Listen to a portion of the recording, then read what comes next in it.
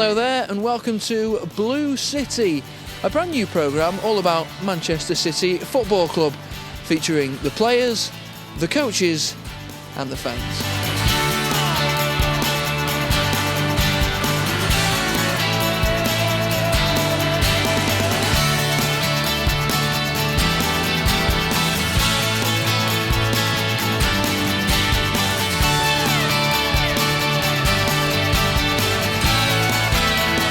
This week we'll have the manager's reaction to the defeat against Wigan. I look forward to the trip to Chelsea and all the action from the Youth Cup semi-final here against Newcastle United. But we'll start with the highlights from the recent reserves game against Wigan. Wigan have lost out here. It's Happler for City. Now Mark Laird coming forward. Happler again and Laird again. Good move from City. Chance here. And it'll come for Miller. Good save by Gary Walsh, the Wigan goal.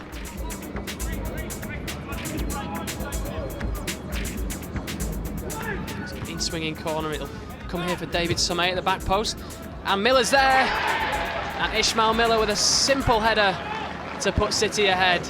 Goal for Manchester City, scored by number 10, Ishmael Miller. He was given all sorts of space. Chance for Wigan here. Andreas Johansson in the box. And he's beaten Nicky Weaver to draw Wigan level.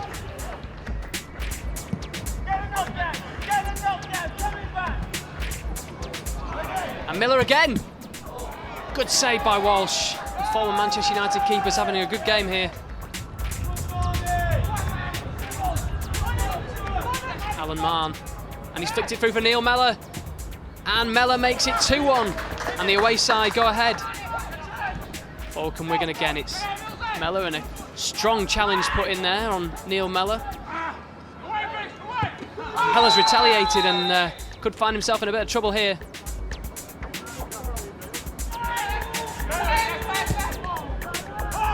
Long free kick to the back post. And Summey's in there. And it's offside.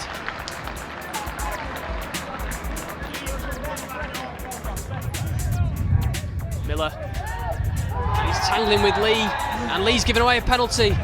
Chance for City to get back in this game. Miller to take, and beats Walsh for the second time. City are level.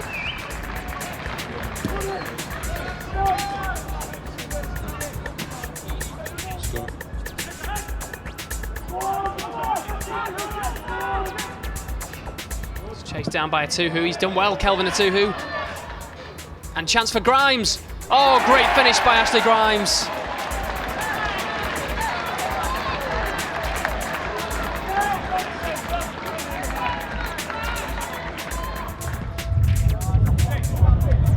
Here's Grimes again. He's been allowed to run by Wigan. And he's deflected off Lee and gone in. 4-2 now.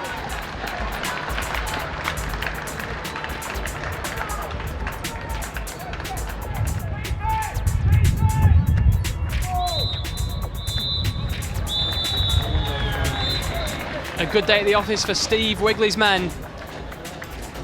So, a great result for the reserves, eventually. And after the game, I caught up with Steve Wigley and man of the match, Ishmael Miller. I quite enjoyed the first 25 and the last 25. And the bit in between, we didn't play quite as well. But it's always nice to win, get 4 goals and some good performances. I think for both teams, I thought the senior players on both sides, did themselves credit tonight. That's Wigan's as well as ours, and then some of the young kids come on and won the game.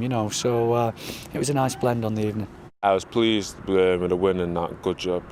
We deserved to win, I think, and nice to get 2 goals and we get 3 points for the reserves, and nice to put a performance in, just keep the manager looking at me. Well, he's scoring goals and he's a threat, and the phone never stops ringing about him for go on loan. We're demanding more of him. There's a few times tonight where he's done something, he's got his hands on his hips. If we can cure that, then I think we've got a player, and one that will be very dangerous to play against. I guess the example that sort of Bradley set is something you'd be keen to be following. Yeah, hopefully, yeah. Brad, yeah, good friends, and I just watch him. He's a couple of years older than me, and just watch what he's done, and he's made it through to the first team nicely, and he's doing well. So hopefully, I can follow in his footsteps. You brought 3 substitutes on tonight, 3 young lads. Yeah, I mean they've been in and around us. They would have played a lot more this year, but the club's had such a good run in the Youth Cup that we're having to juggle who we play and when. And but any time they've come in, they've all done well. Anybody that's come from the academy this season has come well and added something to the team. You know, you could pick any one of them that's down there, and that little crop have played quite a few games now. I've had a couple more games, a bit more experience in the reserve, so I was just telling them to keep going, and hopefully, and we've got the win, and they've all come on and played quality when they come on. I'm reasonably pleased, but like anything, any school report can do better. So, a fairly happy Steve Wigley, but we wanted to know more about the first team and your thoughts on the season so far. Usual City, isn't it? Up and down, win one, lose one. We've squandered too many points, and if you look where we are, it's mediocrity again. I'd say expectations, what I had at the beginning of the season under Stuart's fantastic. It's been a bit up and down. I mean, the away form's been a bit dire. Bit hit and miss sometimes, but on the whole, very good. A club like this now, it needs to thrive on a bit of passion as well as much quality as you can derive. I don't know, there's something about it. It's alive now. We are very unpredictable, but it's just that's the enjoyment about coming. Well, it seems everyone fairly happy then. Well, almost everyone. The manager had other thoughts after the defeat against Wigan. In the Premiership, if you don't play well enough and you don't compete well enough, you get beaten. Simple as that. This is probably our worst home performance this year, arguably, and we've got what we deserve, nothing. You made 8 changes from the side that went out on Tuesday. Was that a factor? No idea, I don't think so. I picked a side yesterday hoping that it would be good enough and thinking in my own mind it would be good enough to win the game. If they played to the full of their ability, every player would have won the game. They didn't, we lost. Was it just a question of the players never got going today, they never got the passing going? A bit of everything. I don't think we competed as well as Wigan. I think Wigan are a difficult side to play against. They help it on, they just hook it on. They, as I say, they play, but they want to play in your half of the pitch, you know, so they get the ball from back to front as quickly as possible, and they're good at what they do. And unless you compete with them and match them physically, and then on top of that play better football, you can have problems. The Premier League's hard enough, you know, when you're playing well and no games, and you know, if we're not on form like we maybe wasn't today, and everyone wasn't at the races, then obviously it's going to be even more difficult for us. I think there was 8 changes from the game on Tuesday night. Was that difficult for the players to get to know each other again on the first whistle today? A few of the lads have been out for maybe injury and not maybe played a lot of football recently, so maybe that was a difficult thing. But I think it's an opportunity, you know, for everyone to come out there and, you know, show the manager what they've got. You know, they've not been playing regular, and you know, so I think everyone looked at it as an opportunity. So, you know, whether they took that opportunity is another thing. I won't give them excuses and say, hang on, because the club have got another game on Monday. That performance is acceptable, you know. To me, it's not acceptable. I would think to most of the players it won't be acceptable, and it certainly wasn't to our fans who left the stadium early. I think when you go out into any game, you know, in front of 42,000 people, you know, you can't be thinking about other games, and I can assure you none of the lads were, and you know, all you can do is work on the task what's in front of you, and that was Wigan today, and unfortunately we weren't able to get the 3 points. I guess your job is to pick the players up for what is effectively the biggest game of your season now, isn't it? Yeah, as I say, no one else will pick them up. It's my job too, you know, and to be fair, historically they've bounced back very well. So, disappointment for City, but don't worry, it's not all doom and gloom, because we've teamed up with Thomas Cook to give 2 of you the chance to win an all-expenses-paid trip to Florida. And all you've got to do to be in with a chance of winning this fantastic prize is answer this simple question. The City of Manchester Stadium is also known as A. Docklands, B. Eastlands or C. Lapland.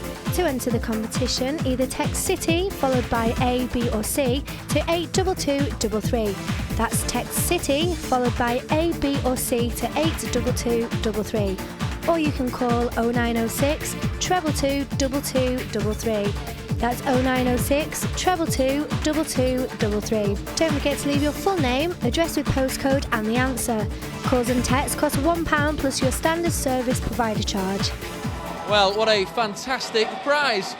Anyway, time for a bit more action now. Here are the highlights from the recent FA Youth Cup semi-final, second leg. Long kick from Mathewson. Flicked on, it'll fall for Sturridge here. Good effort by Carl Moore.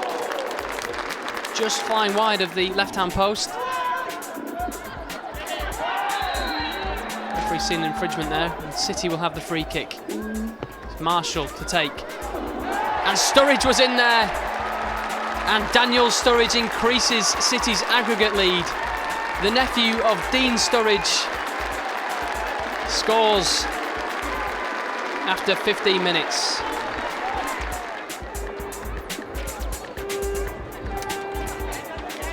Chance here again for Sturridge. Slide it over.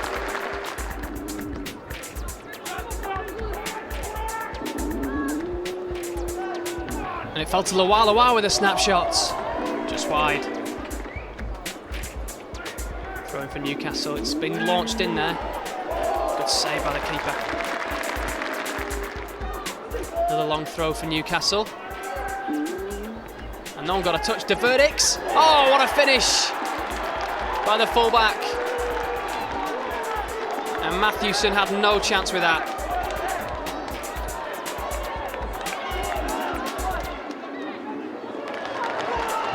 Here's more for City.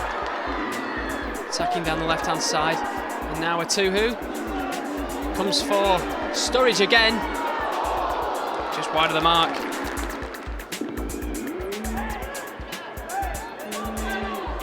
Can City get a goal from this? Is a right old scramble in there. The Tuhu's in the middle of it all. There comes from Marshall. Oh, skied it well over. Newcastle will deal with this, and the Tuhu's done well to win the ball back for City. Nearly scored as well.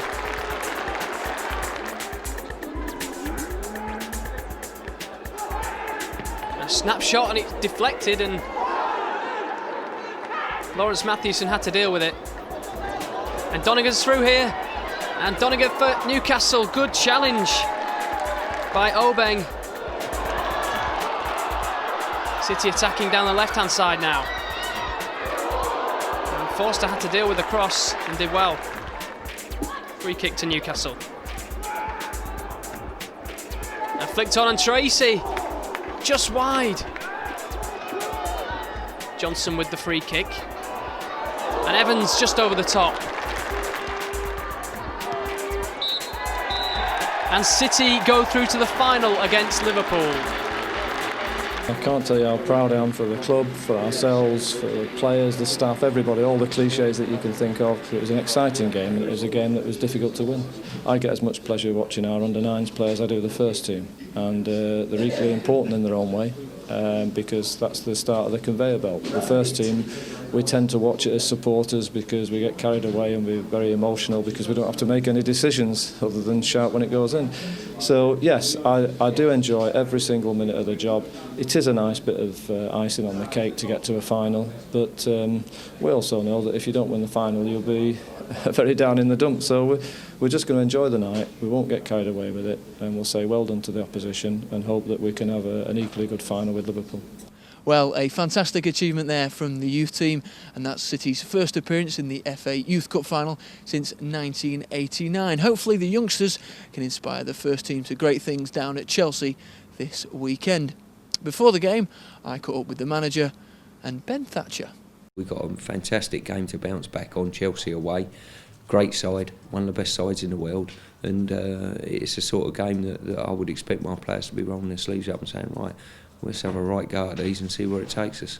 You say a fantastic game, which it surely will be, but you don't get much tougher games than Chelsea away, do you? They're quite an awesome team down at Stamford Bridge. Yeah, they're a good side. You know, I mean, their home record's fantastic. I think they've only drawn one at home. Apart from that, they've won everything. But the lift that would give my side to go and get a result down there will be fantastic. You know, and then next week I don't have to motivate. You know, once again, I just have to focus their attention. But one thing I'd say, we're a very genuine group of people here. You know, the players are. They're not the sort that say, right, hang on, our season's rolling down now.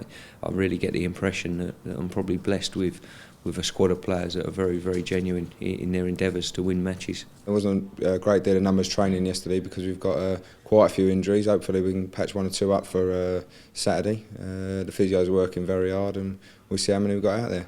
They don't get much tougher than Chelsea away, do they? No, Premiership champions last year. Looks like they're going to be it again this year. So it's a very tough game. We did okay there last year, sneaked a draw. So we're optimistic. Sean obviously was sold in the summer. This side seems to have coped remarkably well in his absence, to be fair. Well, I think the main thing is, Sean gave us 10 goals last year, plus all the assists that he added to the side, plus his individual ability. So he was a big loss for the club, and it was important that loss didn't erode with the team. So I think from sort of straight away, really, it was a case of, hang on a minute, fantastic club man he's been for this football club, and we've got a great deal of respect for Sean, but we wish him well, good luck to you, but this is Manchester City now. And I think from day one after Sean went, I don't think there was any hangover in any way, shape or form. It was a case of, hey, hang on a minute, we've got a couple of good players come in Vass and Coley and whatever, and as I say, I think the club just took off from there, really, and it's important now with 8 matches to go of the season that we generate a good end to the season, get as many points as we can, see where it finishes us, and the supporters hopefully will come away and say, hey, I'm really looking forward to coming next season with maybe 1 or 2 additions to the squad, and some of the youngsters, and I'm talking about Samaras, who's a young age, and Micah Richards and Stevie Ireland and Joey Bartons of this world, coupled with the experienced pros we got here, we should be looking forward to next season. I'll be delighted to be involved. The only problem I'll have is the in-laws. Being Chelsea fans, I'll have to get about 50 tickets. Well, that's nearly it for this week, but don't forget, if Arsenal beat Juventus in their UEFA Champions League quarter-final match next week, then City's game against the Gunners on April the 17th will be moved, and we'll bring you right up to date with any changes. But that's all we've got time for on this week's Blue City, so I'll see you soon. Goodbye.